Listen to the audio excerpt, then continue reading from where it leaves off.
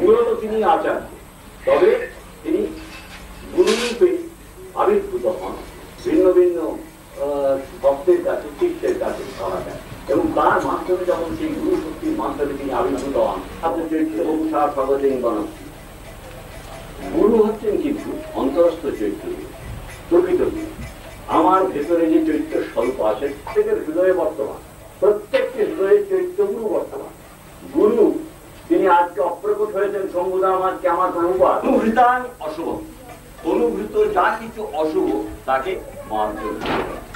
এবারে ভাগবতে আসে, শ্রীমদ ভাগবতে বলা হচ্ছে যে শ্রবণ কীর্তনের মাধ্যমে কৃষ্ণ কর্ণ দিয়ে প্রবেশ করেন আমার হৃদয় গুহায়। সন্ন্যতাং সকথা কৃষ্ণ, পুণ্য শ্রবণ কীর্তন কি করেন? প্রত্যন্তস্থ জগদ্রাণী বিভূতি পরিচ্ছদা, সৎ বন্ধুর মতো হৃদয়ের ভিতরে কর্ম করে প্রবেশ করে তিনি আপনার সুপ্ত শক্তিকে মনকে ত্রাণ করে। সেই মন্ত্র পাঠ করতে গিয়ে যখন শিষ্য দেখে যে তার সমস্ত সমর্পণ কিন্তু প্রথমেই হয়ে গেছে, যখনই দীক্ষাকালে কৃষ্ণ ভক্ত করে আত্মসমর্পণ, দীক্ষাকালে তার সমস্ত সমর্পণ হয়ে গেছে, তার প্রারব্ধ ক্ষয় হয়ে গেছে, তাহলে আমি দেখছি সব আমরা এত কষ্ট পাচ্ছি, ব্যাধিতে কষ্ট পাচ্ছি, রোগে কষ্ট পাচ্ছি, কিন্তু হ্যাঁ প্রারব্ধ পর অপূর্ব বলে সেবা। গুরু দীক্ষা হয়ে গেলেই তার প্রারব্ধ খণ্ডন হয়ে গেল? হ্যাঁ খণ্ডন হলো, অলবাত হলো। তো সে কি কথা বলছেন? প্রারব্ধ তো না ভূমিকে কি অতি কর্ম কর্ম পুরুষদেরই কৃষ্ণ যদি কৃপা করেন, গুরু যদি কৃপা করেন তো প্রারব্ধ খণ্ডন হয়। বলে না না, শ্রীমদ ভাগবত অন্য কথা বলছে, তত্তিন কম্পাসু সমান ভুঞ্জানৈবাত্মকৃতং বিপাকং হৃদভাগবতু বিতদান নমস্তি জীবিত যা মুক্তিপদীশ দায় ভাব। এই কথা বলছেন। আমার শ্রী গুরুদেবের এই শ্লোকটি বড় প্রিয় ছিল, আমার প্রায় বলতেন যে বাবা এই শ্লোকটি সর্বদা স্মরণ করবে, এটি মূল্যবান শ্লোক ভাগবত। তত্তেনু কম্পা সুসবীক্ষমান, সমস্ত দেবতা নিরপেক্ষ ভাবে, অন্য দেবতা নিরপেক্ষ ভাবে, তাতে যে তিনি আমার যদি অনুকম্পা, পিতা নসী পিতা নবোধি, তিনি আমাদের পিতা, তিনি প্রতীক ভক্তা প্রভু সাক্ষী নিজে বলছেন পিতা আমার জগত মাতা দাতা পিতামহ, আমি সকলের পিতা, আমি পিতামহ, আমি মাতা, আমি দাতা, আমি কি নয় তোমাদের, আমি একান্ত আপনজন। ও আমাকে ভুলো না, আমাকে ভুলো না, আমি তোমাদের সঙ্গে করে নিয়ে এনেছি।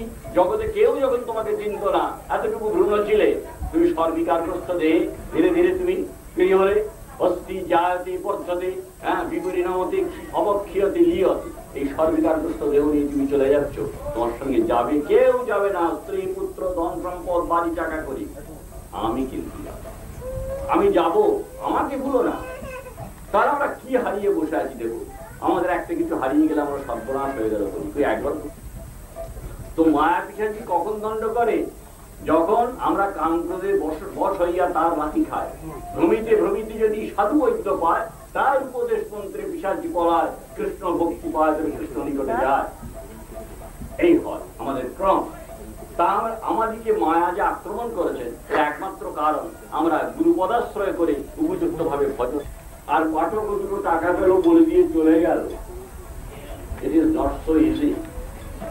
গোটা জগতে ফাঁকি দেওয়া যায়, জগন্নাথকে ফাঁকি দেওয়া যায়, তিনি অন্তরের হৃদয়ে বসে আছেন কিনা সব বুঝতে পারেন। আমরা কোথায় ফাঁকি দিচ্ছি? আমাদের মনটা, আমরা অনেক বড় বড় কথা বলি, অনেক উঁচুতে উঠে শকুনি, কিন্তু নজর ফাঁকা দিচ্ছি।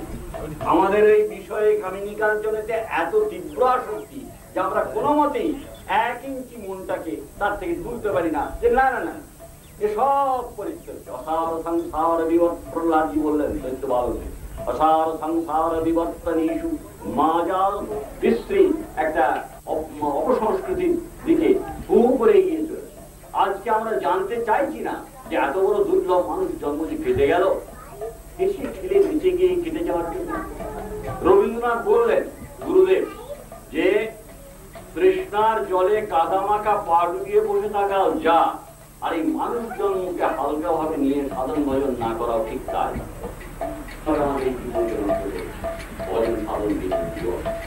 ভজন সাধনবিহীন জীবন জীবন নয়। এটার সঙ্গে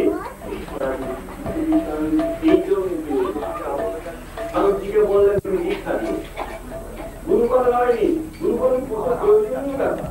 তুমি শিক্ষা না দিয়ে দেবস্থিত হয় না, এই শিক্ষাটি দান করলে তবে নিরক্ষিত হবে, আমি তাকে দর্শন দিতে পারবো।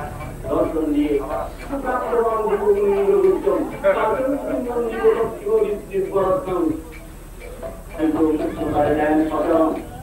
কৃষ্ণ করে, হ্যাঁ আমি কৃষ্ণ তারা সন্তুষ্ট আছে, তাকে ভক্তিকে